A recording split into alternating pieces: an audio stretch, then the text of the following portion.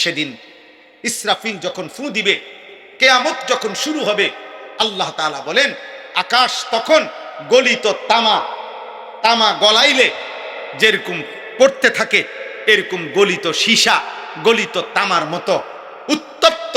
আসমান গলিত তামার মতো পড়তে থাকবে। অতাকুনুল জিবালু কালইহন, এবং পাহাড়গুলো তুলা যেরকম ধুনাইলে, ধুনাইলে বুঝেননি, ল্যাপটপ বানাইবার আগে কি করে না, তুলা ধুনায়, এ ধুনাইলে এই ধুনানো তুলা উড়াইয়া দিলে যেমন বাতাসে উঠতে থাকে, আল্লাহ বলেন পাহাড়গুলো এভাবে ধুনিত তুলার মতো উঠতে থাকে। আল্লাহ তাআলা বলেন ওয়ালা ইয়াসআলু হামিমুন হামিমা, একেবারে কলিজার টুকরা কোনো বন্ধুও সেই হাসরের ময়দানে তার কোনো কলিজার টুকরা বন্ধুরেও, আপন ঘনিষ্ঠ বন্ধুও বন্ধুকে ভালো মন্দ কিছুই জিজ্ঞেস করবে না।